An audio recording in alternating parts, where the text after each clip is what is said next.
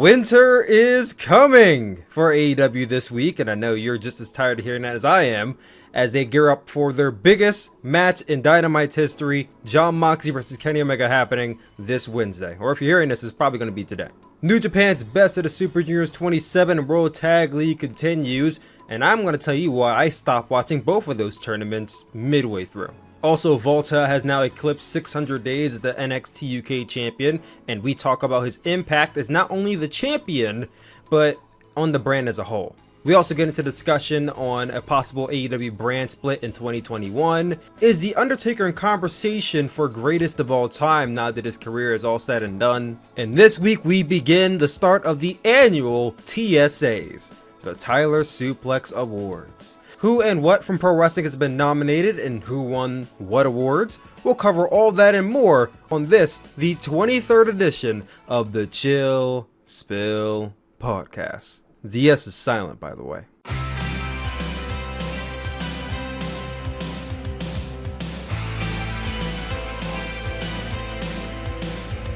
Yo, what is going on, guys? It's your boy Tyler Mask, aka Tyler Suplex, aka Tyler Coon Williams, aka the one who thought he lived, and welcome back to another exciting edition of the Chill Spill Podcast. And that's Chill Spill, spelled with an S, but it's silent. Much like all the NXT fans after realizing even though they won the popular vote this week, they will never win the Electoral College. I sound a lot better in my head. I would like to think you guys know what that's in reference to. I mean, the ratings came out this week for NXT and AEW, the Wednesday Night Wars. I believe NXT beat out AEW by like 12,000 more like viewers. And the way I see it is like, at least the way they keep on saying it on TV and, you know, through podcasts and whatnot, the popular vote, if you can relate this to the presidential election this year, the popular vote will be the live viewers, you know? Who's watching AEW, who's watching NXT, and the winner of that week won the popular vote. And then, of course, the demos is the Electoral College, because apparently that's all that matters. That's all that really matters, of course, at least. I mean, if you're into the Nielsen ratings and all that good stuff, then I guess you really would care about the live viewers. I mean, it's always fun to follow and whatnot, but the demos are what's important. That's what I've been told, at least. But guys, that's the Chill Pill Podcast. Well, this is, not that is. It's not over just yet. We're just starting off, baby. This is the Chill Pill Podcast. Welcome back, guys. Guys, let's get the clap going, okay? 7 weeks. 7 weeks. 7 weeks. 7 weeks. Guys, we're 7 weeks going strong here. I ain't gonna lie, I was a little afraid because yesterday I was mapping this out. I was sitting here like, I don't know what I'm going to talk about this week because there wasn't a lot of wrestling to get into, but I feel like one of those things about being a podcaster is that you, even if there's nothing to talk about, you'll have to find stuff to talk about. And I managed to find things to talk about this week, so I'm actually really excited. Big shout out to my Patreon backers before we get into any of that news or whatnot. Big shout out to Mason Goldberg, our very first Patreon backer, and JPW Fan 10, and Liam Version 1. You guys can join them and get shout outs every single week on the Chill Pill Podcast, and you guys can be a part of that Patreon backer family I have going on over there. You can also join the Patreon and get exclusive content like NJPW reviews. I'm going to be talking about NJPW here in a second. NJPW reviews, exclusive content, as well as early access to videos that are going up on YouTube maybe a few days or a week later. We got some videos going up on Patreon very, very soon that I'm looking forward to, and I hope you guys are too. And you can go and look at those tiers or even subscribe at patreon.com/TylerMask. Head over there right now. So, all that out the way, all the plugs out the way, let's now talk about New Japan Pro Wrestling. Guys, we are still deep into Best of the Super Juniors 27 in the World Tag League. To go down the list, the line at least, of what the current standings are, and I think this may not be the true current standings because they just had a show like, what, yesterday? Well, I guess that would be, no. Never mind, this is the true current standings. Okay, so, getting back into what I was just saying here. As of right now, if we're going through the World Tag League, the current standings look like so. You have the team of Toa Hanari and Hiroshi Tanahashi. They're stuck at 2 points. The Hanara Ace has been trash. They've been garbage this entire tournament, and then you know for a fact that Tohanari was taking a pins the whole time. Tanahashi must be pissed. I mean, this guy went from tag team champions with Kota Ibushi to no longer tag team champions to now paired off in the worst tag team in the tournament. What a fall the Ace has taken. We have Bad Luck Fale and Chase Owens with 4 points. Evil and Yujiro Takahashi with 6 points. Yoshihashi, Hiroki Goto, David Finlay, Juice Robinson, Jeff Cobb and Great O'Karn, Tongaloa and Tama Tonga and Tongaloa, Zack Sabre Jr. and Taichi and Sonata and Shingo Takagi, all 6 of those teams with 8 points. And then the top team right now, the team of Toriano and Tomohiro Ishii with 10 points. As I expected, lead the block, they're probably going to win. Of course, you have all the other teams that are locked in here with 8 points, so they can always come back and win the whole thing. But right now, it's being led by Yano Nishi. So I guess my prediction's been correct thus far. Then you go up to the best of the Super Juniors. You have Yuya Moore with 0 points, as expected, sadly. Doki also with 0 points, so I guess you shouldn't be too disappointed, because somebody who's actually, you know, let me not say a wrestler, like Yuya's not a wrestler, but you know, like a main roster type wrestler has 0 points as well, so he ain't doing too good himself. Robbie Eagles with 4 points. Ryusuke Taguchi with 6 points. You have Bushi, El Desperado, and Sho all with 8 points. Oh, my bad. Ryusuke Taguchi and Bushi with 6 points. Sho and El Desperado with 8 points. Then you have Master Wato also with 8 points. And you have Taiji Shimori and Hiromu Takahashi tied with 10 points. So that is the standings right now for BOSJ in the World Tag League. And as I said earlier in the podcast, I fell off. I'm not going to lie, I fell off. And BOSJ is something that's really excited me over the last 2 years that I've been really getting into New Japan. It's always a great time to see these junior heavyweights go at it. It really go out and show off what they're capable of, because you really don't get to see what the junior heavyweights are really capable of like year round unless it's a junior heavyweight championship match, because let's be honest, unless you're the champion, you're not getting showcased that much in the New Japan roster outside of tag matches. Like the junior heavyweight tag title, no one gives a fuck about that title. I'll be honest. Let's not beat around the bush. That's probably the least relevant title, right behind the Never Upperweight 6-man tag team championships. And then there's no like given singles feud between two juniors that ever is like pushed to a certain level. So it's always either you're the junior heavyweight champion and you get Showtime hours when they're on big shows, or you're relegated to be in tag match. Like the junior heavyweights are really just relegated to, you know, third, what's it called? I just had the phrase in my head. Not third party. Second rate. They're just seen as second rate in this company. And I loved when we came back from New Japan and we went into New Japan Cup, and you had the junior heavyweights and the heavyweights are kind of like all in one division going into that tournament. And then as soon as they got I knew this was going to happen. I said this was going to happen, and I didn't want to predict it, but sadly I did. I said as soon as they get their guys back, and they didn't during the G1, they got Jay White back, they got Jeff Cobb back, they got Juice Robinson back. As soon as they get all of the guys that they needed, their core guys back, the juniors are going right back to where they were. Not quite irrelevancy, but not relevant either. I mean, I'm not trying to say that the juniors are not relevant, but New Japan does not position them in the way that will make, you know, the average viewer care. They're kind of like the attraction, which is how they've always been viewed for years, but I feel like they're going to be done with so much more. And BOSJ is normally that tournament where you get to showcase these guys and what they can do and why you should care about them. Then you have the World Tag League, which is just tag team match. I mean, I'll be the tag league. Who cares about the World Tag League? I think I'm the only person. No, not me. I'm not the only person. I think like there may be like 5 people out there who actually care about the World Tag League, but me and everybody else in the world does not care about this tournament. We get New Japan Pro Wrestling tag team matches year round. Like outside of Power Struggle this year, which was 6 singles matches, and to this day I am shocked New Japan did a show with no tag matches outside of course G1 Climax and New Japan Cup, and even New Japan Cup had a few shows with tag matches on it. I am still utterly shocked that we had those two shows with no tag matches, because New Japan Pro Wrestling is absolutely notorious for getting tag matches on each and every single show that they can. And it's because that's how they book. New Japan has their formula for how they book shows.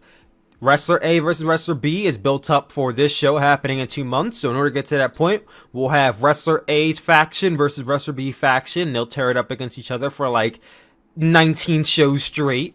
And you'll probably see the same match over and over and over and over and over again. Then you may get like a 2-on-2. Then you may get like a singles match between Wrestler A and Wrestler B's, lackey or faction mate. And then you finally get Wrestler A versus Wrestler B. And then repeat. That's New Japan booking. It works for them. I don't have an issue with it all too much. I mean, I'm just kind of used to it, I would say. Much like all of you are.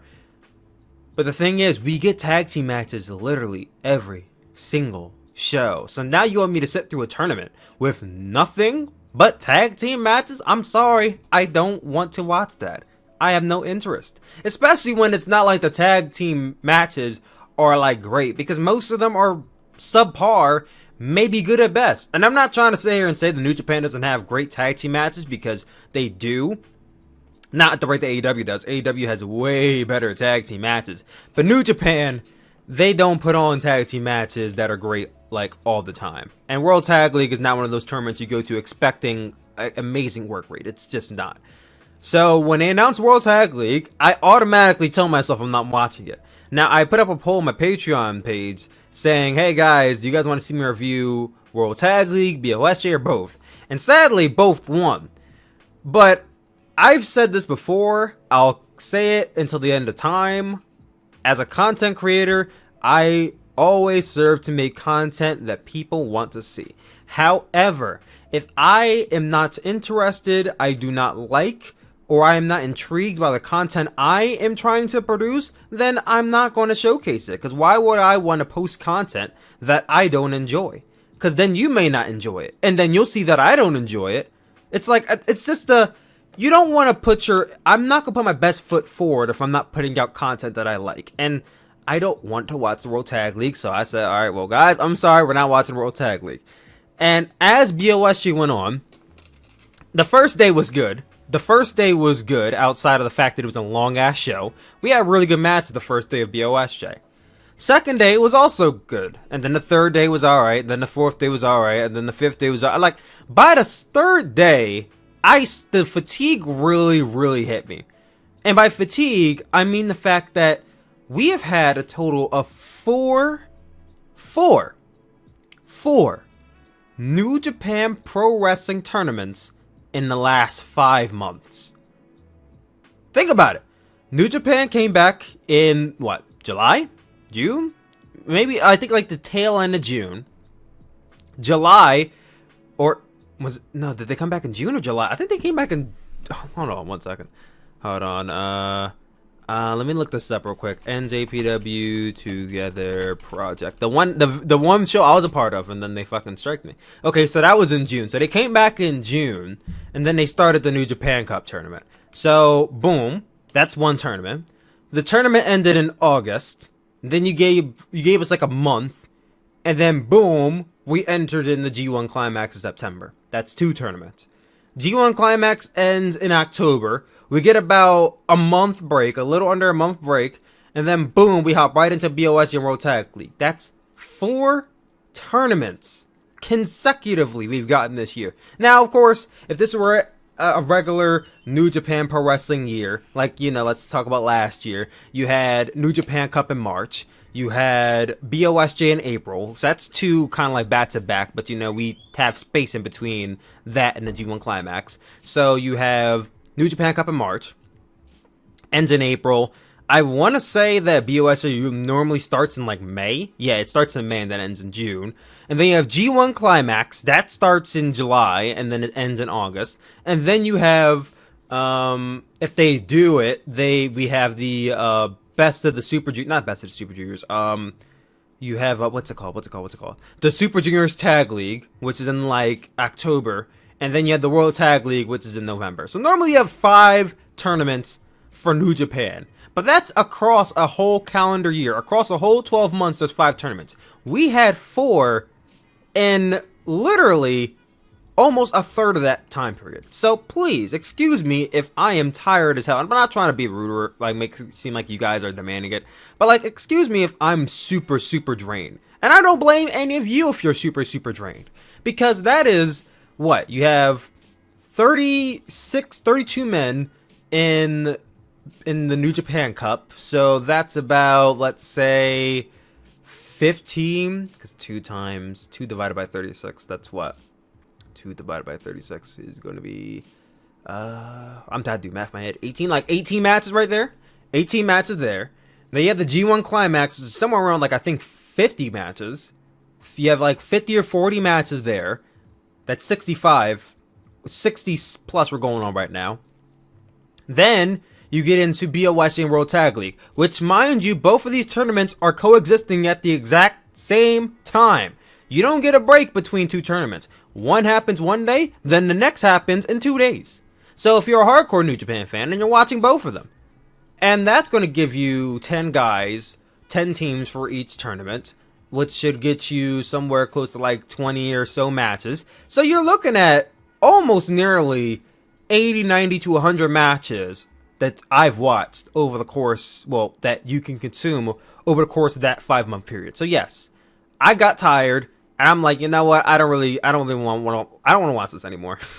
It's not that I'm bored with New Japan, but like I don't really care. It's too much. It is too much. If you ask me, they should have just cut the World Tag League. I think that if there was BOSJ still there, I would have still been fatigued. But I think there would have been less weight and less dread if I didn't have to worry about there being 2 tournaments to cover. 2 tournaments to worry about, you know? That extra tournament just kind of adds on to the weight of everything happening. Or you could have just not done either one at all. Like, how about that? Let's not do another tournament at the G1 Climax. Let that be the final tournament of the year. You know what else we could have done? In 2018, they had like this mini tournament to crown the new junior heavyweight champion once Hiromu got injured. It was like a 4-man tournament. Why not just do a single elimination BOSJ this year? What's wrong with that? Single elimination, 8-man BOSJ, single elimination, 8-team World Tag League. That would have been so much easier to consume. And if you want to stretch it out, you can do 2 matches a day. Like, you can do 2 days of the quarterfinals. Maybe you could do 1 match of the semifinals. And then 1 match of the finals. Boom. That's 5 days right there across both days. So, boom, you got 10 days filled up. They could have found other ways around this, but instead they wanted to do 4 round-robin tournaments. So, yes, I'm over it. I will come back when we get to the finals of BOSJ and the finals of the World Tag League, but at this point, I'm watching no more New Japan until the end of this term. Now, I'm going to watch matches that people are like, you got to watch this match, it was great. Like, I have Hiromu versus Robbie Eagles on my bucket list because I heard that was a great match that happened like a day or 2 ago. That's on my bucket list right now. I have seen some good matches from BOSJ this year, but I'm over it, bro. I'm done.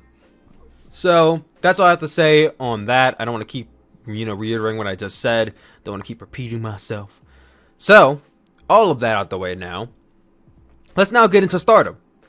So Stardom has a show they have a few shows coming up. If I could take a look at Stardom's schedule right now, they have a show on the 6th, a show on the 13th, a show on the 16th, so I was right, a show on the 19th, a show on the 20th.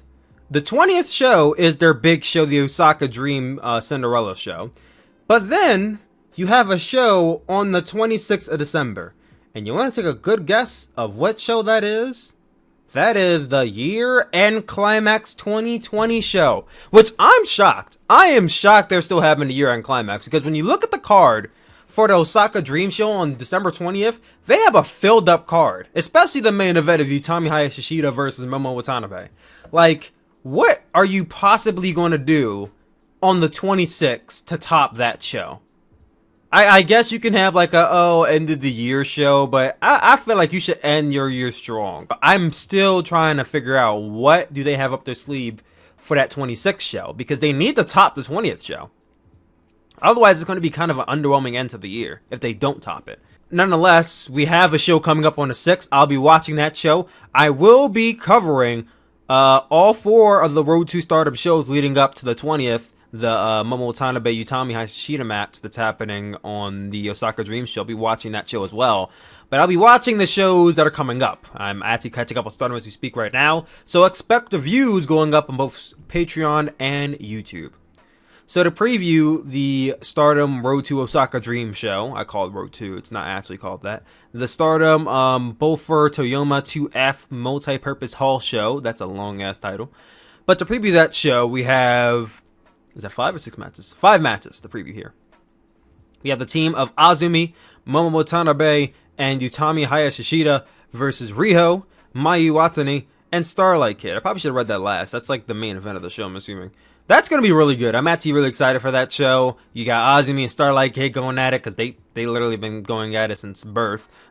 You have Momo, Mayu. They're going to be going hand to hand one more time. I feel like that probably should have been the match end of the year, but it's not. So, and then Utami and Mayu are going to have their bit of the rematch here. And then you have Riho. Riho's also there. I'm going to go Queen's Quest to win. I think Utami's going to get some wins under her belt before we go into the Stardom Osaka Dream show. Now, because Utami and Momo are in the same faction, you're going to see them teaming up a lot more. There was a match announced for the show coming up on the 16th, which I got super amped for because I thought it was a fatal 4-way, but it's actually a tag team match. And I believe, off the top of my head, I believe that show is going to be Utami Hayashishita and I think Utami Hayashishita and Julia versus Momo and Shiori. Like, it's a whole implosion of factions. You have Queen's Quest and Donna Del Mundo versus Donna Del Mundo and Queen's Quest. So it's gonna be interesting bouts right there, leading into the 20th show. But getting into the rest of this card, we have Saya Kamatani versus Mina Shirakawa. I still have not seen too much of Mina to have a full opinion on her yet. I mean, attractive lady. Very attractive lady. But I have not seen enough of her work. I mean, Saya's great. Saya's is great. And she's really improved a lot since the beginning of the year when she first joined Queen Quest. And I'm not trying to say that she was bad or anything, but she's improved a lot more. Like, I think she's definitely in discussion for, like, most improved of the year, in my opinion. But we'll talk about that when we get to the Tyler Williams, Tyler Mask Awards. We'll talk about that when we get to the TSAs. So that should be good. I'm going to go with Saya to win. It's not a title match. At least that's not what they said. So I think Saya wins either way. We have Saya Ida and Ruka versus Tam Nakano and Unagi Sayaka. I think it's Sayaka. Tam Nakano and Unagi are going to win. They're really building up this sub-faction of the Cosmic Angels with Tam, Unagi, and Mina.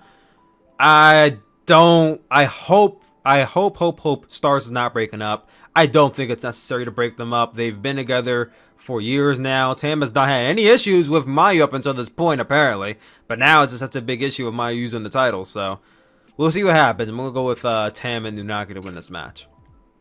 You also have B. Priestoli versus Micah. This should be really good. B's in here, so it could go either way. It could be good. It could be subpar. But I'm going to go with Micah to win this match. Keep her strong going into the Osaka Dream show. And then you have the co-main event, because I already talked about the main event already. You have Shiori, Julia, and Himeka of Donna Del Mundo versus Saki Kashima, Konami, and Natsuko Tora. This is also, I believe, a non-title match. A lot of non-title matches on the show. Donna Del Mundo, they're the former what is it called? Artists of Stardom champions. The trios belts. They were the former holders of that belt. Julia, Micah, and Shiori. Then they lost it to Oedo Tai. So I think if you want to build that back up soon, you can have them beat Oedo Tai. I'm going to say the champions retain here. And that's Stardom. There's a lot coming up at Stardom. A lot I'm going to be covering. So get ready for that. But let's hop into some NXT UK now. So the NXT UK Heritage Cup just wrapped up. A-Kid is the winner of the Heritage Cup.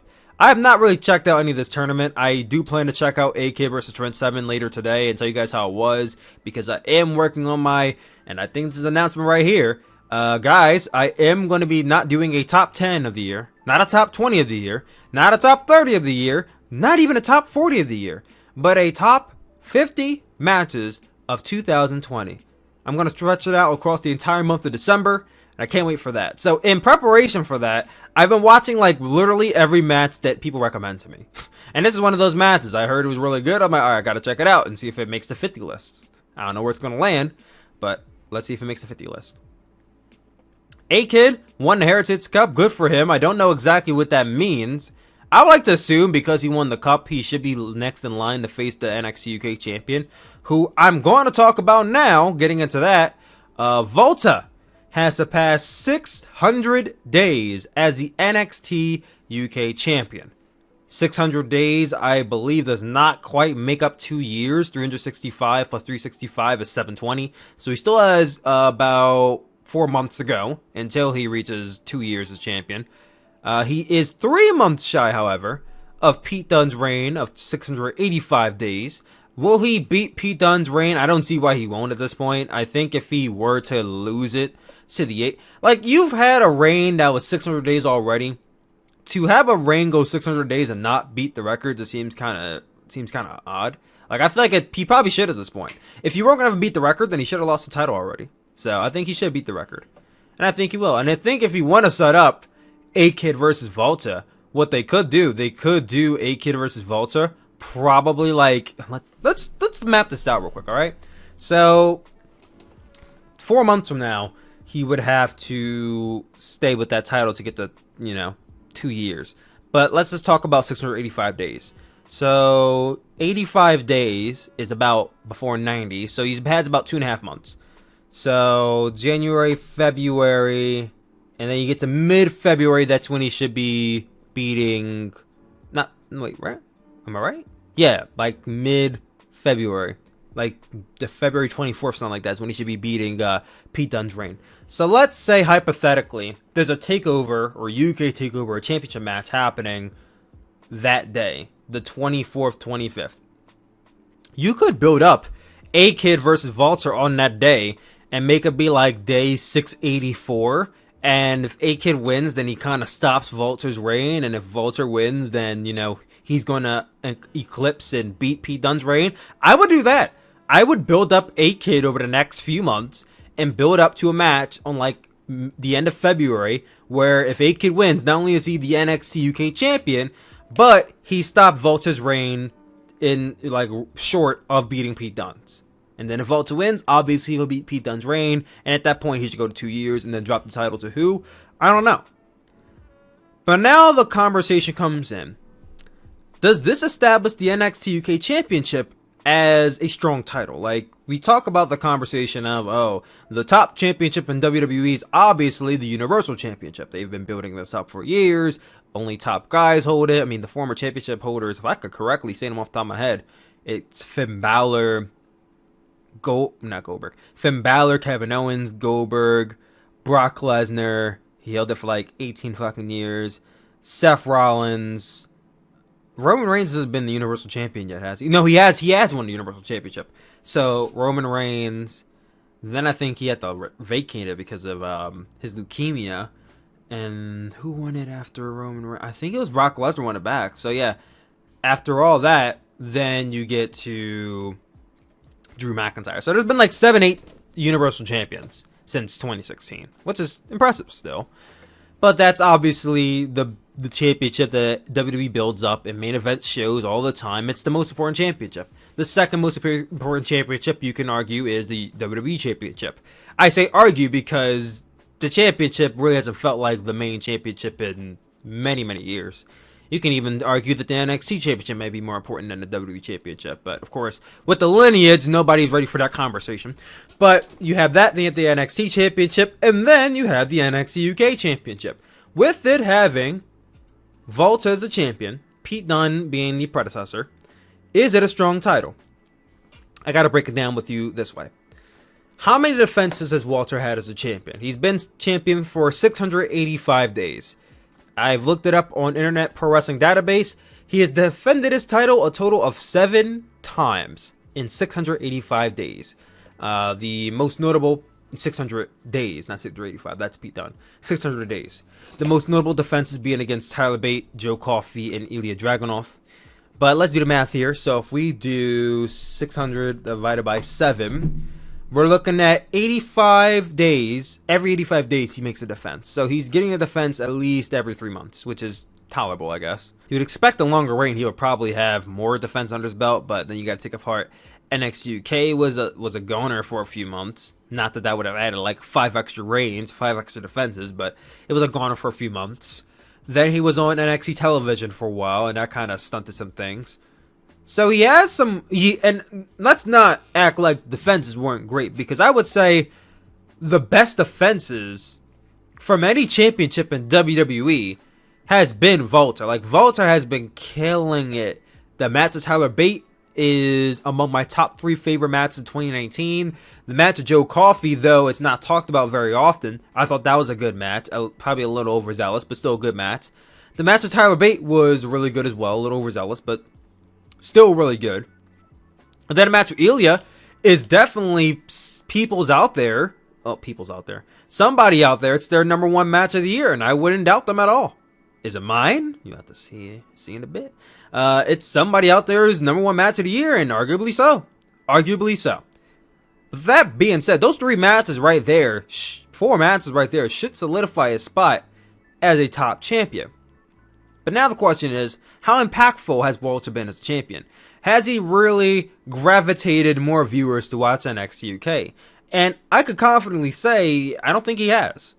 I haven't heard of some surge of people buying the network to watch NXT UK. I haven't heard of some surge of viewership going up for the WWE Network for NXT UK. I don't hear people talking about NXT UK very often. I would say in the last 2 years that we've had NXT UK, this period of time right now is probably the most I've ever heard anyone talk about the brand.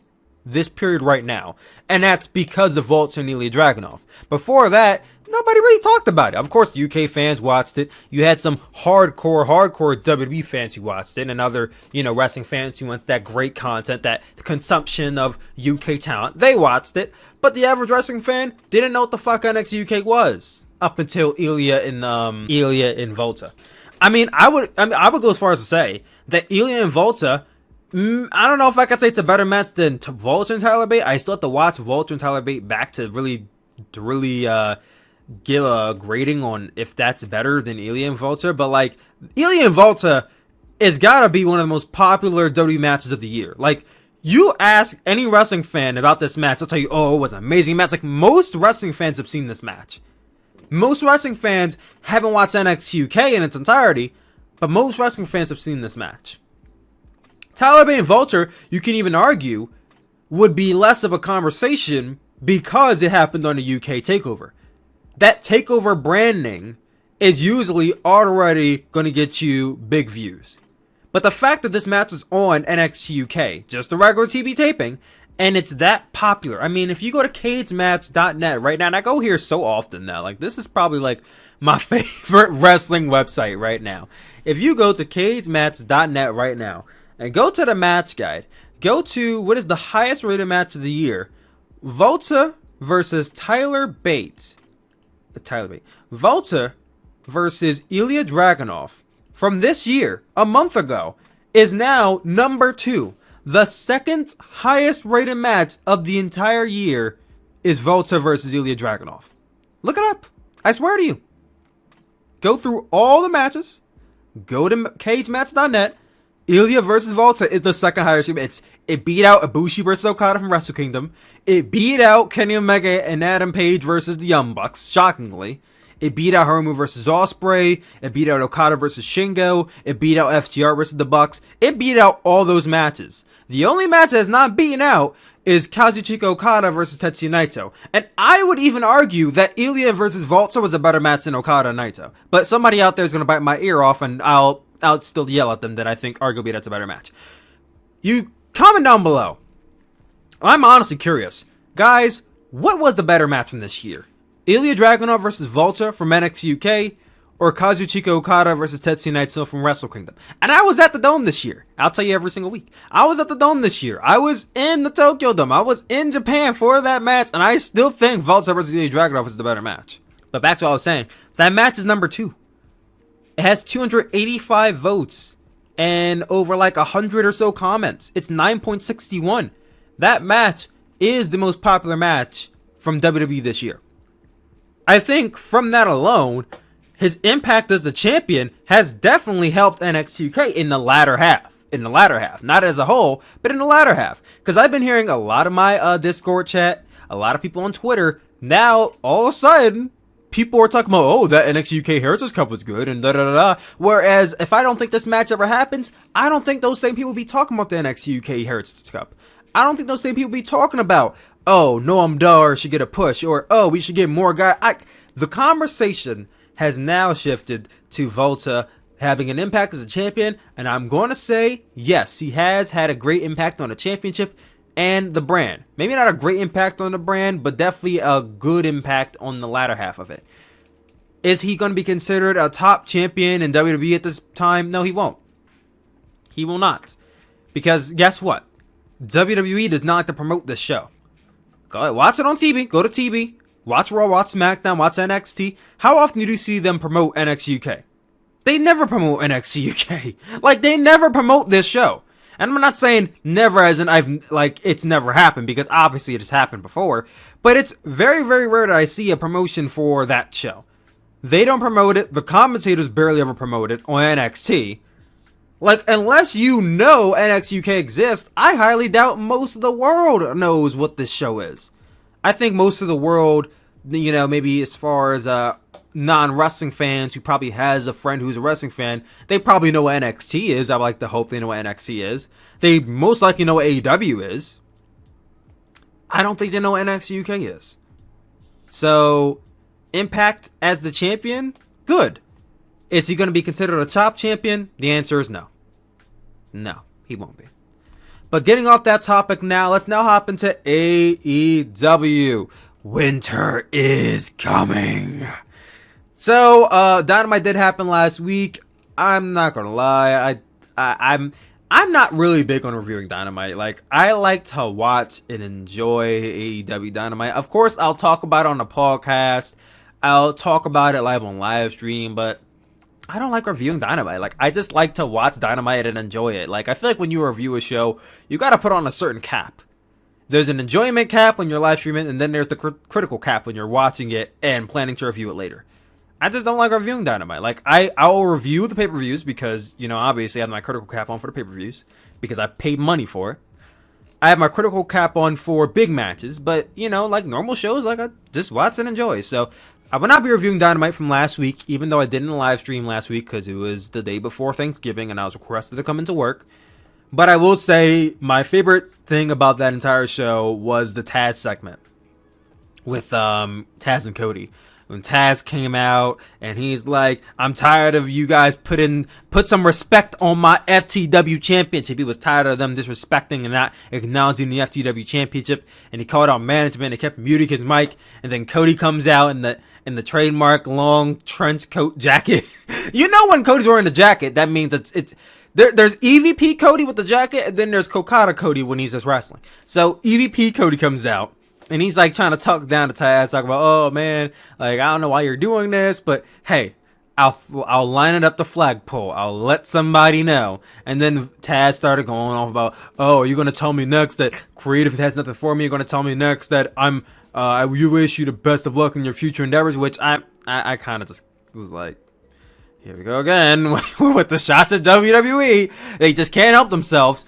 But then Cody gets all up in Taz's face, and he's like, oh, you want to go there? You want to go there? Well, how about this? Your son, Hook. How come he's been training with me and not you? We said it backwards. How come he hasn't been training with you, but he's been training with me? And he had a cord there. Taz, like, put the microphone down, and it got a little real for a second. Well, I mean, obviously it's kayfabe, but it felt real for a second. He's like, I can't believe you say that. I'm shocked. You messed up big time. And then he goes to turn his back. Cody's like, all right, got it off. Let's quit it. Like, cut the camera, whatever. And then Taz locks on a Taz mission. And yo, I started marking out because I don't know when is the last time I've seen Taz or anybody lock in the Taz mission. Like, don't get me wrong, he struggled for like the first second because he had to put his arm around Cody's trench coat, his long ass trench coat jacket. But when he locked that in, I marked out, man. That was so awesome. I'm not expecting Taz to wrestle. Nor am I asking for Taz to wrestle. But, you know, putting Cody down with the Taz mission, that was a cool sight to see. I like it. And from that, we're getting a match coming up this week. AEW Winter is Coming. I can't wait for this show to come so I never have to hear that goddamn slogan ever again. Coming from somebody who has never seen an episode of the Game of Thrones, I am starting to hate this show now because they birthed this slogan that AEW has done to death. I swear to God, for the last 3 weeks, all I've heard is, winter is coming! Oh, here comes AEW, winter is coming! Oh, don't forget Jon Moxley versus Kenny Omega, winter is coming! Oh wait, this next week is winter is coming! And, winter is coming! If I hear this slogan one more fucking time, every time I hear that now, I just get so annoyed, but thankfully, it's over this week, and we never have to hear this again. So when December 2nd comes next year, please, let's move on to, or you know what's next? You know what's next? Wait until April. Spring is coming, and then June. Summer is coming. You know, they're gonna do this every season now. No, I'm jinxing. Let me calm down before I jinx it. So, I'm gonna preview this match card for you guys right here. First match we have here, Britt Baker versus Layla Hirsch. I mean, it should be good. I like Layla Hirsch. She's really good. Britt Baker's starting to improve slowly but surely. Britt Baker's going to win this match. I don't know when they're going to set up Britt Baker versus Hikaru Shida, but I hope it's soon. Because Britt Baker has been pushed really in the spotlight the entire year. Like, even when she was injured, they still gave her time on TV. Yet, for some reason, they have not put her up against Hikaru Shida. And I understand they don't want to sell Hikaru Shida short by having her lose Britt Baker 5 months into her reign or 6 months into her reign. But at some point, you're going to have to make this match happen. You can't keep pushing her, and then you don't do anything with her. I know they're getting to this point, but it's I need it to happen soon because the push is fine, but I don't feel like it's heading anywhere right now. Every single week, Shida's facing somebody else except Britt Baker. Even if they wanted to do Britt Baker versus Hikaru Shida next week, Shida could retain. And then they do a rematch at Revolution, and then Britt Baker finally beats her. You can do 2 matches, 3 matches, but I don't know. I feel like they should just do that soon. It's been long enough. I'm waiting for this match to happen. Put the title on Britt Baker. I'm not begging them to put the title on Britt Baker, but they've been pushing her so hard. It's bruh, get it over with already. I know it's coming. Just get it over with, please. We also have coming up Chris Jericho versus Frankie Kazarian. I don't care about this match. I love Chris Jericho. Well, I still love Chris Jericho even though he has some dumbass opinions. I love Chris Jericho. Great Frank Kazarian. He's alright in my book. I never seen a outstanding Kazarian match. But they are trying to build this up it's going to be this big time money match. And I'm you have 2 older guys in here wrestling. Maybe 10 years ago this would have been a dream match, but it's not that important. They're trying to make it seem like it's something important though, but it's not. It really isn't. You also have Darby Allin and Cody Rhodes versus Ricky Starks and Powerhouse Hobbs. His name is no longer Will Hobby Hobbs. It's now Powerhouse Hobbs, which I don't know. Powerhouse Hobby Hobbs doesn't work. Will Hobby Hobbs works, but I'll go with Powerhouse Hobbs now. He has that stink face on. He thinks he's Ice Cube now. They're facing Darby and Cody. Can we please get Darby versus Brian Cage over with and done? I am getting so sick of this feud with Darby and the Team Taz. The Cody Team Taz stuff, okay, it's not necessarily done to death yet, but Darby and Team Taz have been feuding since May. It's December. Please, get this over with. Winter is coming. Can the end of this feud be coming soon? Damn. I'm gonna go Ricky Starks and Powerhouse Hobbs to win. And please pin Cody, because the week before when they did this tag match, they had Darby get pinned. Which I understand that, because you gotta set up Darby versus Brian Cage at some point. But whenever Cody is in a match, tag team match, he never gets pinned. They tried their best to protect Cody. Can you guys please just pin him so he doesn't look invincible every single week? Please. Yes. I would do Will Hobby Hobbs, Powerhouse Hobbs, pinning Cody Rhodes. Best bet. Then we have the AEW Dynamite Dozen Battle Royal. So we're getting basically the part 2 of the Dynamite Dozen Battle Royal. Last year, The Dynamite Dozen Battle Royal came down to Hangman Page and MJF, with MJF winning, and he's been holding on to the ring for an entire year, and now we're coming back to it. Well, that happened in February, not last year. But, like, the ring is cool and all, but it's a prop. Like, there's nothing that really comes of it, so I don't really care too much for this match. But in this match, you have Hangman Page, Alex Reynolds, the GOATs, John Silver, Sammy Guevara, Matt Hardy, Private Party, Isaiah Cassidy, and Mark Quinn, Matt Sydal, Scorpio Sky, I gotta say it like Justin Roberts with the long ass Scorpio Sky, Shawn Spears, Orange Cassidy, Kip Sabian, Miro, Wardlow, and MJF. So, who wins this match? Does Hangman Page finally get the win back? Here's how I see it. They've been using this Dynamite Dozen, ring as a prop for MJF this entire time he's been the holder of the ring.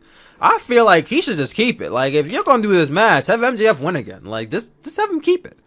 Like, if you're not gonna use it for anything, like, a babyface win doesn't sound right to me. Like, the way he's been using it, he cheats with it. If a babyface has it, they have it for what? Just to say, oh, look at my ring, look at my $12,000 AEW Dynamite ring. Like, I don't see what the use of it is but being a prop. So I feel like a heel can only win this match. And for me, I'm gonna say 3 picks. Let me narrow it down to 2. I would have said MJF, but I'm gonna go with somebody else. The first pick is John Silver. I mean, John Silver is just so entertaining and so awesome. I think it would be funny for him to win the Battle Royal, and then maybe you can do like Brody Lee coming back and kind of like demoralizing him, even though he won the Battle Royal, and kind of build up to a John Silver babyface turn soon, because I think there's money in John Silver as a babyface. There's money in him as a heel now, but like as a babyface, this guy can do something. So I want to see John Silver win, and if not John Silver, I'm gonna be bold and say that Wardlow wins. And for this reason.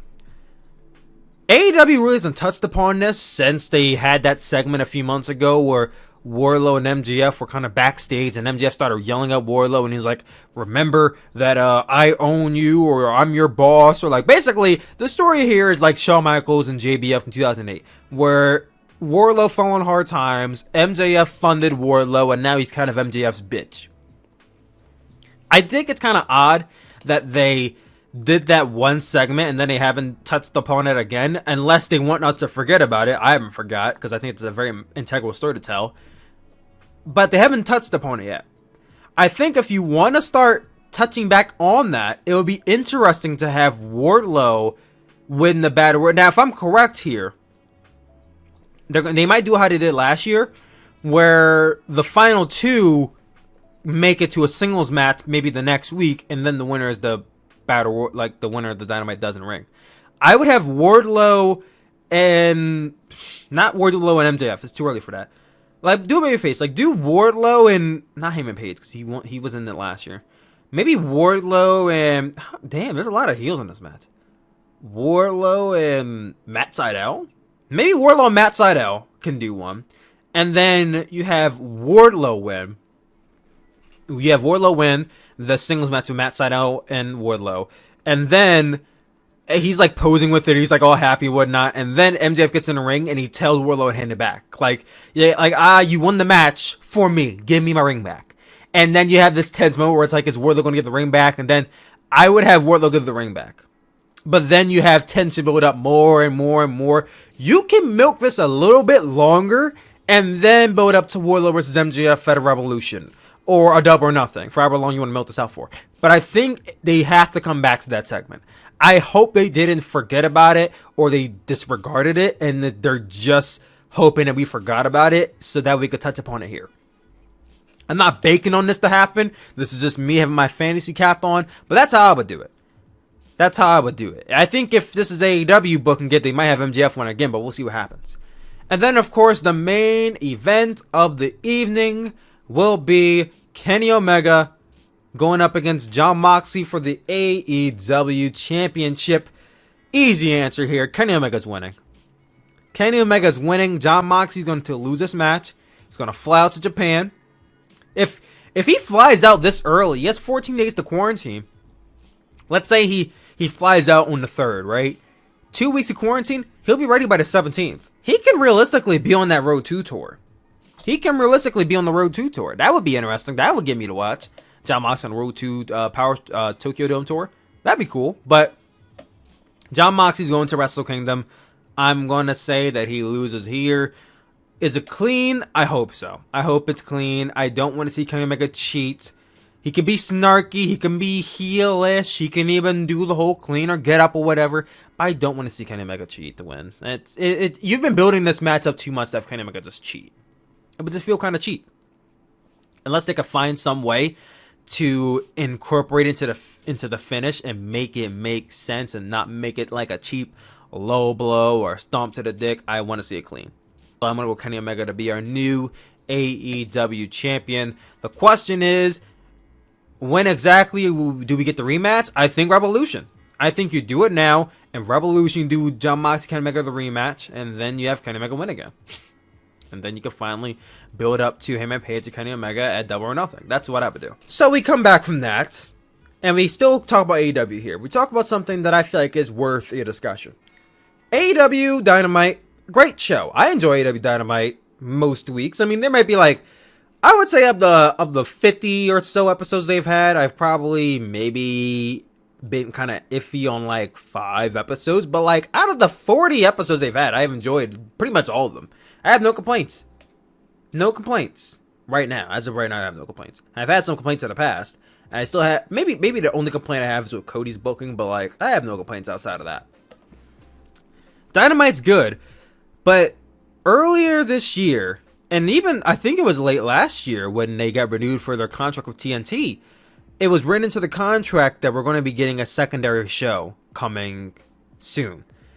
And in a latest media call, Tony Khan was asked regarding that second show that AEW's contracted on, which they have not really announced on TV. They haven't hinted at it on TV. It hasn't been really talked about on any Road 2 shows or anything. Like, they kind of just don't even talk about it at all. Like, unless you as a fan know about it from reading those sheets or whatnot, you would never know there's a second show coming. But Tony Khan was asked this in a latest media call, and he responded saying, "I can promise you it will be in the next year. I don't know exactly when, but it will be next year." So, Tony Khan has confirmed that it will be happening in 2021. When is a good question, but 2021 should be expecting the second show. And what I want to talk about here is, should AEW do a brand split? I mean, we've seen it with WWE. There's Raw, and then there's SmackDown. Before the brand split happened, and like, I think the first brand split was like 2004 or 5. Before the brand split, you know, you have Raw's War, and then Monday Night Raw, whatever. And then you had SmackDown come along. Now, SmackDown, for like the first 4 years, was basically just an extended version of Raw. You have Raw on Monday, and then you have SmackDown on Friday, Tuesday, Wednesday, whatever day it came on in like 99 and 03. SmackDown was kind of an extended version of Raw. It felt a little bit more, I'd say Raw felt more gritty, and SmackDown felt just a slightly more polished, but it was obvious that the SmackDown was there so that way The Rock can shine, and then you have Stone Cold shining on Raw. That was basically the format in a sense for SmackDown. But if AEW has a second show, we basically can say that Dynamite is Raw, and then the second show is SmackDown, but the second show is called. Is the brand split logical? And I'm going to say the brand split would make sense. I mean, let's look at it this way. On AEW's roster right now, as I look at it, there are a total of 68 contracted men.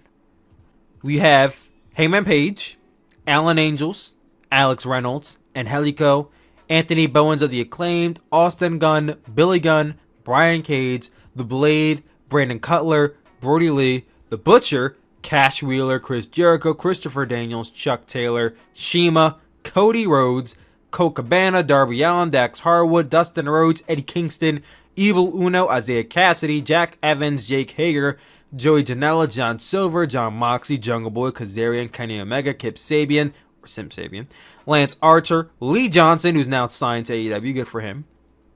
Al Lindemann, he's out of the country, so he's kind of inactive. Luchasaurus, Luther, Marco Stunt, Mark Quinn, Matt Hardy, Matt Jackson, Max Caster. I think it's Max Caster, not Caster. Michael Nakazawa, Miro, MJF, Nick Jackson, Ortiz, Pac, Penta L0M, Peter Avalon, Preston Vance, Orange Cassidy, QT Marshall, Ray Phoenix, Ricky Stark, Sammy Guevara, Santana, Scorpio Sky, Serpentico, Sean Spears, Sonny Kiss, Stu Grayson, Trent, T-Hawk, who's out of the country as well, Wardlow, and Will Hobby Hobbs, or Powerhouse Hobbs, either one. So, 68 men on the roster. And for the women, you have about, 21 women? About 21 women. And that's Abaddon, Allie, Anna Jay. Awesome Kong is out. I think she's injured right now, so she's kind of inactive.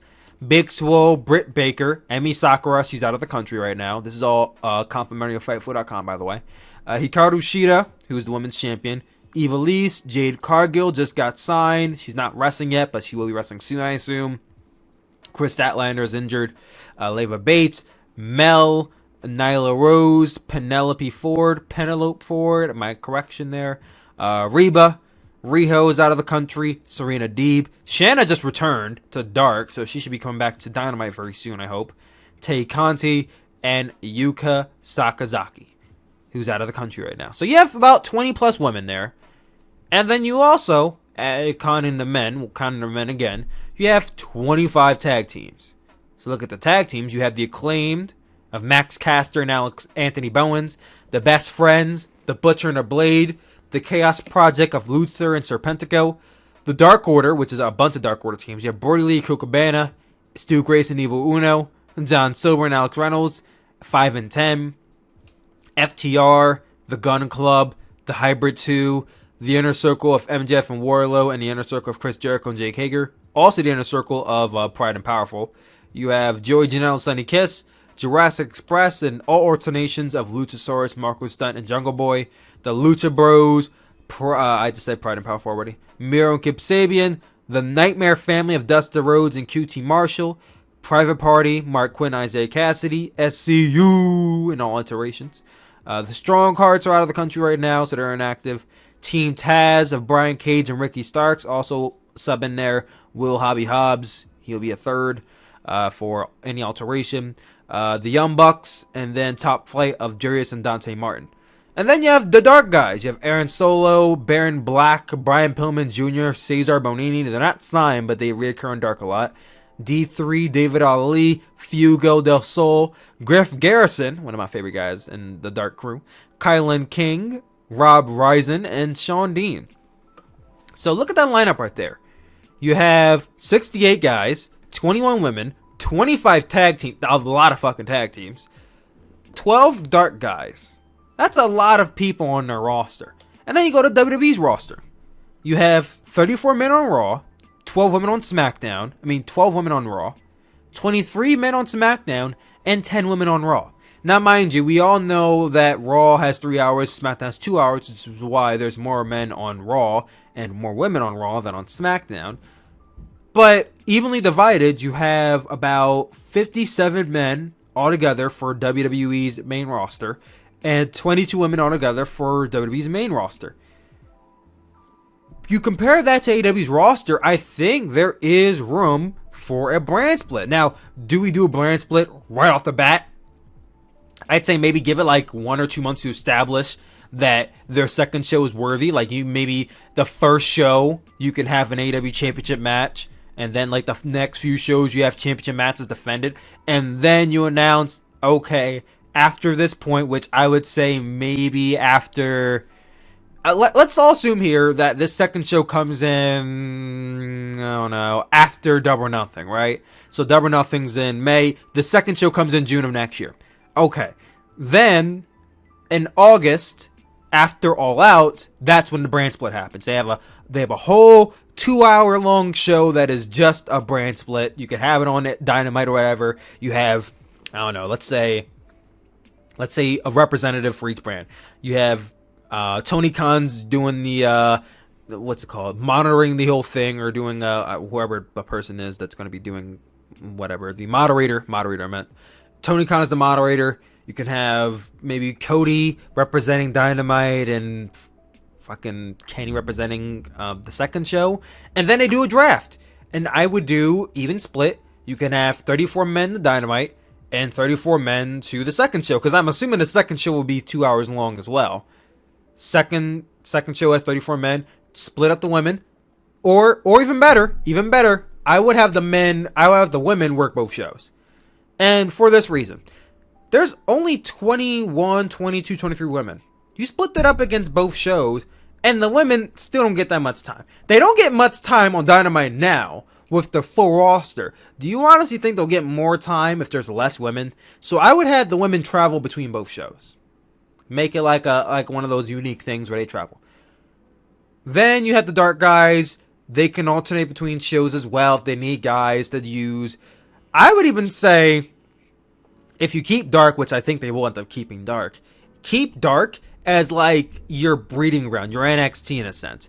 Where like maybe like once or twice a year, you have like a mini tournament, and like the winner of the tournament will get a chance to go to Dynamite and like have a bit of a run there, like an excursion in a sense. And keep dark like your mini show. I don't want to have dark be any more than that, just a YouTube show, but keep dark there with your dark guys. As far as championship goes, I would have the TNT Championship on Dynamite, and then I would have the second show have like a high-speed, light, heavyweight, cruiserweight championship. And I say this because AEW Dynamite has a lot of lightweights. Let's be honest, they do. They have a lot of lightweights. It's the land of the cruiserweights, as people like to scoff at for AEW. Land of the cruiserweights. I think there is ever a time to bring in a cruiserweight championship, it would be when they have, a second title, a second show to have a focus on those guys. So I would have the high speed title on the second show, and then I would also possibly think about doing trios titles, because they have a lot of factions now. They could realistically do a trios titles, and I would have that be a traveling title as well. So the women's title traveling, the trios title traveling, and then I will also have the AEW Tag Team Championships and the World Championship be traveling titles as well. And for this reason, I don't feel like we need to go the exact route of Raw and SmackDown. Like, this brand has a World Championship and this brand has a World Championship. I think the AEW Championship will be in year 2. Will be in year 2 of AEW. I don't necessarily think you need to establish a new World Championship. Now, can they do it in like a few years from now? Yeah, you can.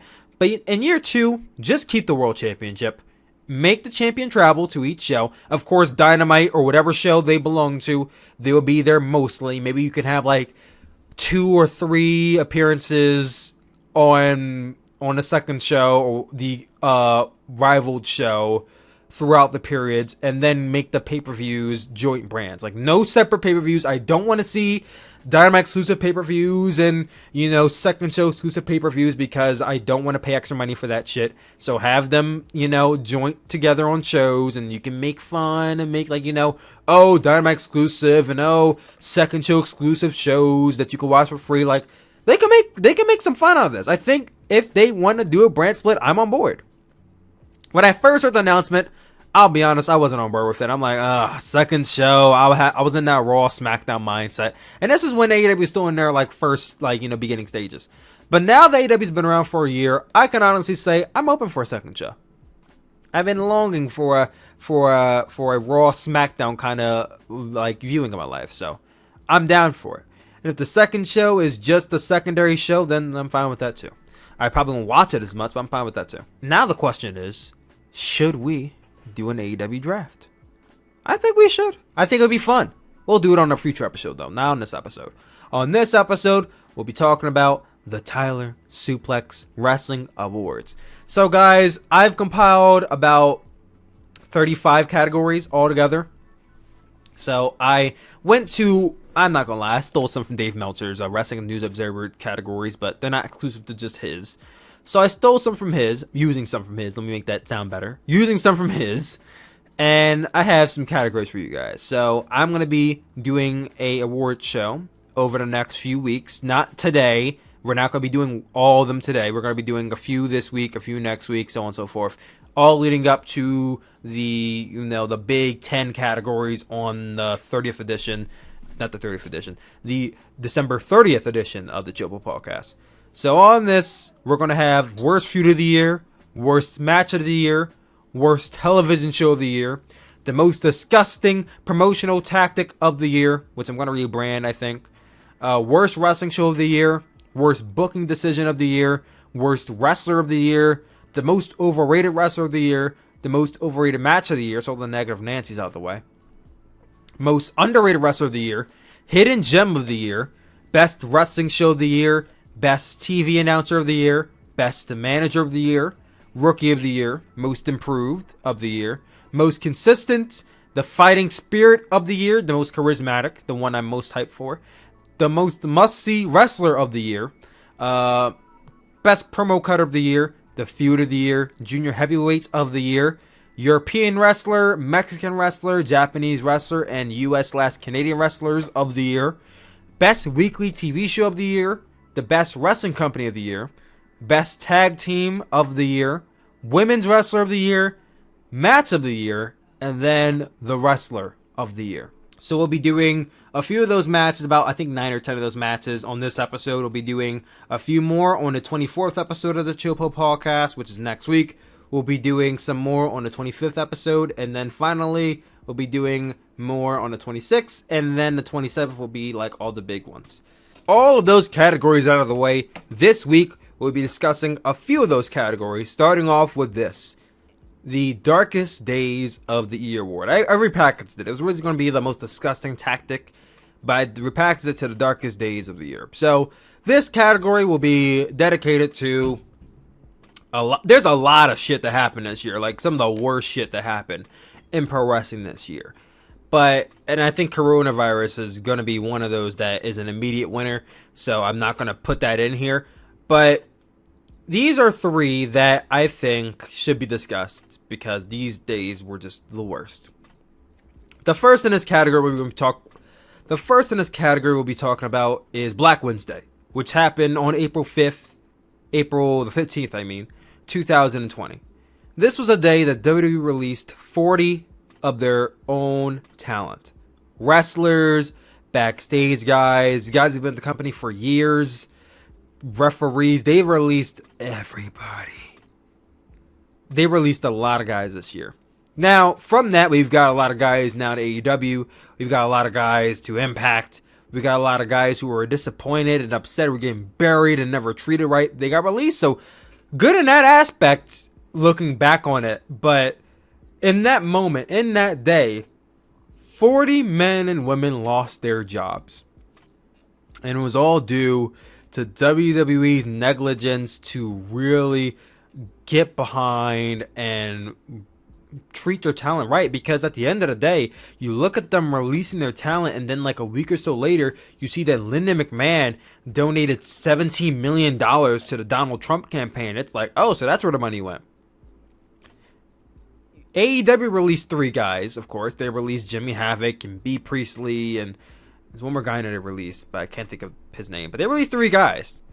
Impact didn't release anybody, as far as I know, except for Tessa Blanchard, who deserved it. ROH didn't release anybody. NWA released a few people. But WWE released 40 of the people. We're talking about a company that is a billion-dollar company. They're backed by a lot of stockholders. They are backed and basically held up by NBC, Universal, and Fox. And they released 40 of their talent. It's just undespicable. Undespicable. I'm not going to be nominating a winner here. I'm just going to talk about these disgusting days in wrestling. The second one I'll be talking about here is the Speaking Out movement, which started on June 17th of this year. This was a dark day. This was a day when a very brave woman, went out on Twitter and spoke out about the treatment that she received from wrestler David Starr. David Starr went out and got released by a lot of companies. He had a lot of titles that were vacated from him. And a lot more women came forward. I think 12 women came forward regarding David Starr. And the stories kept on piling and piling and piling.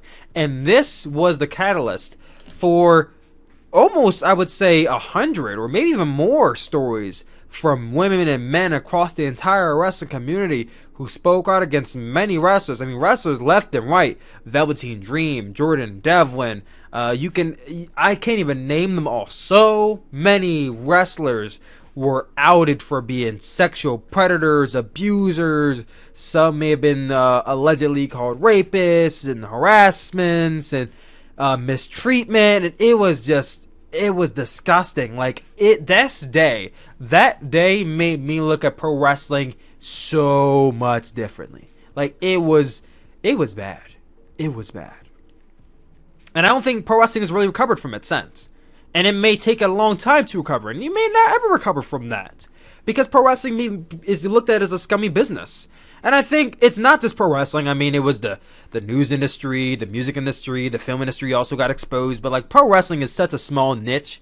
And for so many wrestlers to be exposed, it really hurt the pride of the business, the pride of a lot of wrestlers, the pride of a lot of wrestling fans. It really affected more people than we thought it did. And I think we're still kind of recovering from that. And the last one I'll talk about here, there's a lot of dark days we had this year, but I'm going to talk about these three. And the last one, of course, is the death of Hana Kimura, which happened on May 23rd of this year. Hana Kimura, at 22 years old, committed suicide on that day. I don't want to get into why. We all know why it happened. We don't know a name, but we all know why it happened. But she took her own life. And it was a very dark day in the wrestling community because we don't know many wrestlers who have committed suicide. We know of a few. I know there's one that comes to name. We're not going to talk about him, but Hana Kimura is the one that sticks out the most. I mean, this is an active wrestler. She had a very bright year ahead of her, a very bright future ahead of her. 22, like, I'm 23, man. She was 22. She was young, and I'm trying to get emotional talking about this because it's heavy string. But wrestlers from all over the wrestling community came out and paid their respects.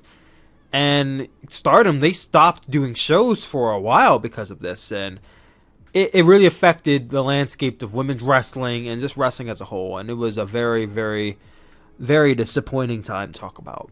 And I miss her every day. I know you all miss her every day. And she's in a better place now. That's how I like to see it. But all that doom and gloom out of the way, let's now get into the rest of the categories we're going to talk about here. Most overrated wrestler of the year. In this category, we have Kazuchika Okada, Sonata, and Cody. And the winner of this category is Cody Rhodes, the most overrated wrestler of the year. I would have given this to Okada, but I think it's got to go to Cody. I say this because Cody Rhodes has managed to find himself in so many matches, and I mean like so many singles matches, so many matches that were praised, and it's ridiculous to me because this man has managed to book himself in these matches where he's won, literally majority of them, and they were against his own talent. I can't find a way to not put Cody in this as the winner of this category. I would have put it to Okada, but a lot of people kind of walked into the whole Okada being trash type of stigma, so I can't really put him in that. And with Sonata, that would be too easy. So Cody Rhodes is the winner of this category. Congratulations, Cody. You're overrated. Now we get into most overrated match of the year. In this category, we have Kazuchika Okada versus Tetsuya Naito from Wrestle Kingdom 14, Night 2. Minoru Suzuki versus Tomoichi from G1 Climax Day 1. And Santana and Ortiz versus the Best Friends from AEW Dynamite, the September 10th edition. And the winner of this category is Santana and Ortiz versus Best Friends in the Parking Lot Brawl. Don't get me wrong, I thought it was a really good match. But holy hell, did people hype this thing the hell up. Like, Dave Meltzer gave it 5 stars, and that's his opinion. I don't really care for his opinion, but that's his opinion. But this match was praised bar none as like, this is the greatest match AEW's ever had. This is the greatest match of the... I'm like, yo, chill out. The match was... It was great, but it was not like the best thing I've seen all year. Was it one of the best matches AEW's had this year? I would say yes. Was it the best ending of Dynamite ever? I think it should be winner for best ending to a wrestling show. Yes, it should be. Best match? No, it was not. So, chill out. Worst television show of the year. 2 shows are in this category. Impact Wrestling and WWE NXT. And in this category, the winner is WWE NXT. Woo! Congratulations, BOSJ of the year. It's a very hard fall this show has taken. Very hard fall. From 1 hour to the best wrestling show you could possibly watch to 2 hours. And really, it's not even a bad show. Like, NXT is not bad, but it's not the NXT of old. And I fell off with it. I once upon a time was a humongous fan of this brand.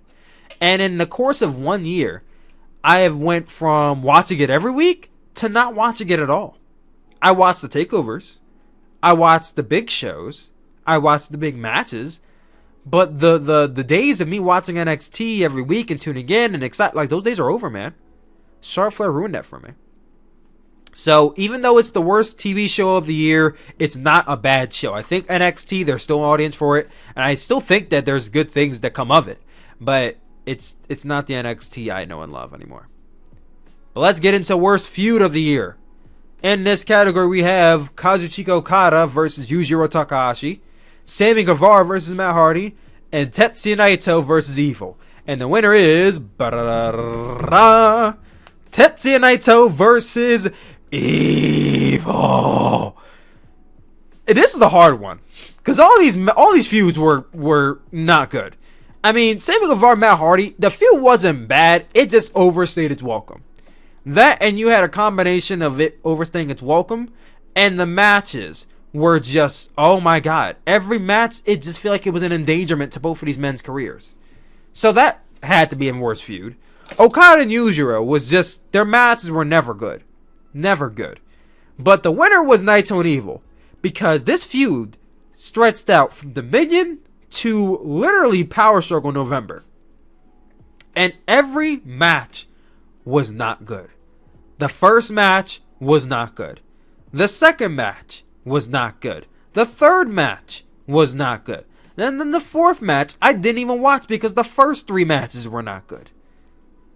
I would even go as far as say the Dominion match was bad. Like I thought the match was bad. I did not like the match at all. The Summer Struggle match was the best match they had, but that's a far cry because it was still not a good match. The G1 match was better than the Dominion match, but it was still not that good. It was plagued by evil shenanigans. Every match these guys had followed the same formula. Naito gets beat down. He gets punished with chairs. He gets punished. Then, here comes Dick Togo. Here comes Bullet Club. Here comes Sonata. Here comes Hiromu. Why did every match have to follow the same fucking formula? Literally every match was the same formula.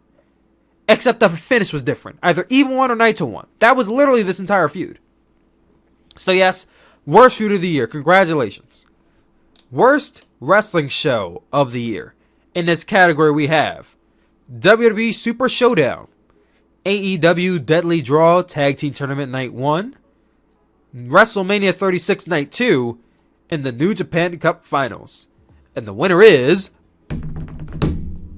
WrestleMania 36 Night 2. Congratulations. You are the worst show of the year. Now, I would have given this to Super Showdown because, honestly and truly, from what I heard, this is the worst show of the year. But I can't give it to Super Showdown because I haven't watched Super Showdown. I made a promise to myself that because of the practices of WWE in Saudi Arabia, I will never watch a Saudi Arabia show ever again. And I have not watched a Saudi Arabia show ever again. I've seen clips from Saudi Arabia shows. I've seen one Saudi Arabia match. But I have not seen an entire Saudi Arabia show since the first one they had in 2018, which was, I think, the greatest Royal Rumble. So, I'm not watching it. So then the real conversation was the three I named. The Deadly Draw Tournament, which I couldn't really see myself nominating this as the winner because it was only 2 matches, but the show was not good, and the matches weren't good.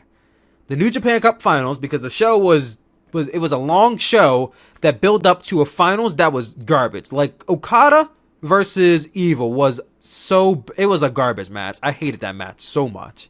You had Okada at his worst, and then Evil also beginning to be at his worst. But WrestleMania 36 Night 2 had to win for worst wrestling show of the year. Because out of this entire show, the only good match on the entire show to me, this 3.5 hour show, the entire show only had one good match. Charlotte versus Rhea Ripley. The opening match was the best match on the show. Everything else, meh. I mean, I could make an argument for The Fiend versus John Cena, but I don't even count that as a match. It wasn't a match. It was a big ass segment. So I don't count that. Everything else, meh. So I'm going to go WrestleMania 36 Night 2 as the worst wrestling show of the year. And if you want to say Super Showdown, I will agree with you. But for me, for what I've seen, that is the worst wrestling show of the year. Then we get into the final two categories. The worst booking decision of the year. Well, three. Worst booking decision of the year. In this category, we have Cody runs through his roster as the TNT champion. AEW Dynamite from April 2020 to August 2020. Kota Ibushi goes to Wrestle Kingdom despite losing the G1 Climax briefcase from Power Struggle this year in New Japan Pro Wrestling. And then finally, Goldberg beats The Fiend at WWE Super Showdown. And the winner is Goldberg beating The Fiend at WWE Super Showdown. There was no way this wasn't winning. The Fiend was a great, compelling character. It was literally the only thing about WWE that I liked. And in one fucking show, they ruined The Fiend. And you can say that The Fiend is still fine. The Fiend's still protected. The Fiend has a good storyline going with Alexa Bliss. But I don't think The Fiend ever truly felt the same way after he lost to Goldberg. He never did. Not only did he lose to Goldberg, but it was in a terrible match with a terrible finish. So yes, this is the worst booking decision of the year. The other two are bad. I don't like the fact that Kota Ibushi lost his briefcase but is still facing Naito on night one. I love Kota Ibushi, but I don't like that booking decision.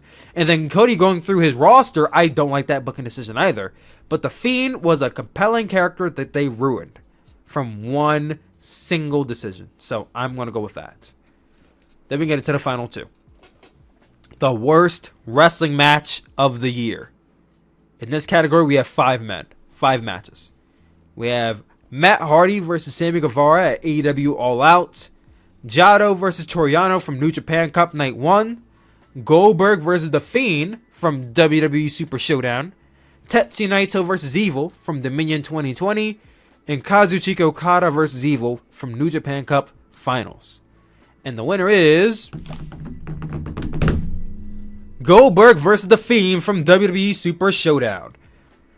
I have to put this in here because, once again, it was a terrible match, it was a terrible finish, and it ruined The Fiend.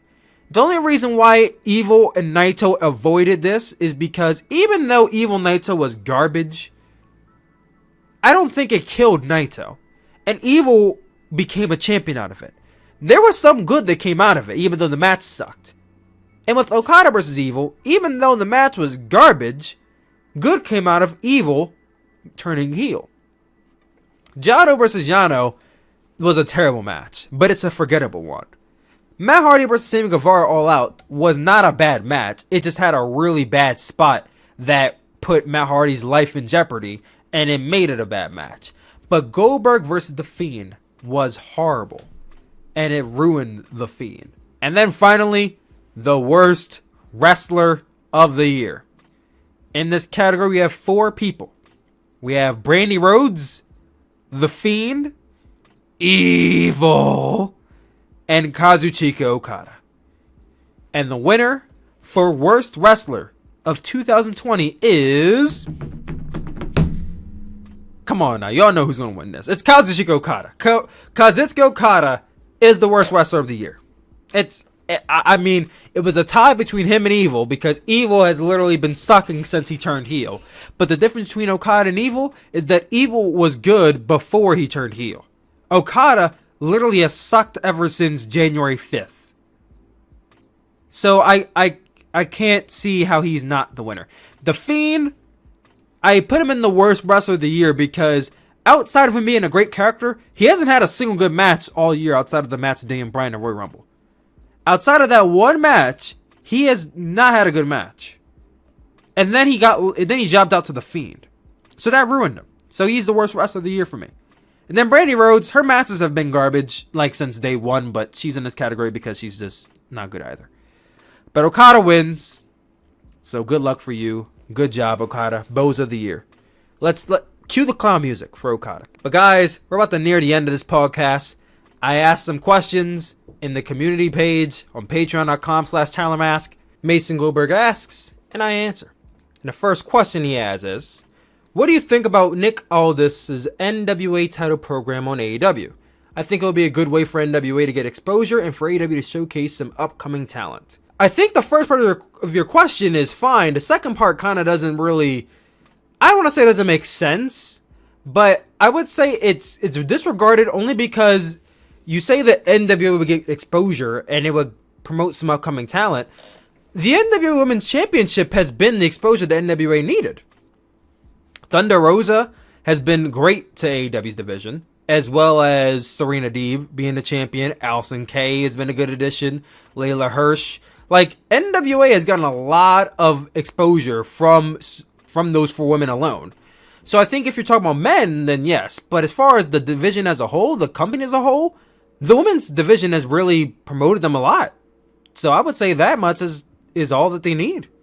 Nick Aldis being in an AEW? Oh yes, it obviously would be. I think it would be a great addition for AEW and would definitely help NWA. But I think if they don't put Nick Aldis on AEW television at all, they're fine. I think Serena Deeb as the champion, Thunder Rosa, I think those women are fine as NWA representatives. That's how I see it, at least. I wouldn't be mad at it, but I don't think it's necessary either. Do you ever see Stardom and NJPW having a crossover? Yes, I do think it will happen at some point. When? I don't know. Maybe as early as next year. Probably like mid or late next year. I think we saw the seeds of it planted this year with the tag team match of Arisa Oshiki and Mai Iwatani versus Julia Hanakamura, which is so sad to think that 2 women of those matches are, one is no longer wrestling and one is no longer with us. But we saw the seeds planted with that match. I think if New Japan wants to do another tag match, they honestly could. And I think we can keep doing that at Wrestle Kingdom. Do 2. I would do one on night 1 and one on night 2. It won't be televised once again. But plant the seeds. And then maybe we can allude to having a Stardom match televised on a New Japan show. Maybe Dominion. Maybe King of Pro Wrestling. Well, I guess King of Pro Wrestling and the women's match would make sense. Maybe like Power Struggle. Like, I think we should build up to a women's match happening on New Japan Pro Wrestling television first, and then do a crossover. Because when you talk about a crossover, it's usually like talent versus talent, and you're not going to have Minoru Suzuki versus fucking Mai Iwatani. Like, it sounds great, but it's not happening. So, more or less, you're talking about Stardom happening on New Japan. Because New Japan is not happening on Stardom. It's not happening. It's the other way around. Will it happen? I want to say yes, but I don't know. I'm going to say yes, though. I'm going to say yes. Has your BOSJ and World Tag League final picks changed at all? No, it has not. I still believe it will be either Taiji Ishimori or Sho winning BOSJ, and I believe it will be Ishii and Yano winning the World Tag League. If not Ishii and Yano, then it will probably end up being Evil and Yujiro. I mean, not Evil and Yujiro, Sonata and Shingo. And then he says, lastly, seeing The Undertaker is seemingly done. Yeah, seemingly. Keyword, seemingly. What wrestlers do you consider in the GOAT conversation and why? What wrestlers do I consider in the conversation the greatest of all time? Easy. I guess it would be my top 5, really. I think of my top 5 favorite wrestlers of all time. The number 1 is Chris Jericho. Number 2 is CM Punk. Number 3 is Batista. Number 4 is Triple H. And number 5 is Shawn Michaels. I mean, number 3 is Shawn Michaels. Number 4 is Batista. Number 5 is Triple H. Like, those 5 guys outside of really CM Punk, I would say are in consideration for the, actually no, outside of Batista, in consideration for greatest of all time. I think Undertaker is obviously in consideration for greatest of all time. Stone Cold, The Rock, Hulk Hogan, John Cena, maybe Randy Orton. I guess you could say Randy Orton. Edge. There's so many guys. I think that's a video in itself. But of the guys I named, The Rock, Stone Cold, Hulk Hogan, John Cena, The Undertaker, Batista, Triple H, Shawn Michaels. There's so many in conversation. I think the better question is to narrow it down. And I'll narrow it down, but I'll narrow it down in a future episode. So, Mason Goldberg, if you listen to this, I want you to keep that question in mind, and I want you to ask it at a later date, but I want you to narrow it down for me, because I might forget. But narrow it down for me. Like, ask it later in the year. Or maybe next episode. I'll keep it in mind. But yes, Undertaker, definitely conversation for greatest of all time. And guys, that is Chill Pill episode 23. What did you guys think? Comment down below. Let your boy know. I love you guys as always, and I will see you all next week for episode 24 of the Chill Pill podcast. Peace out, guys.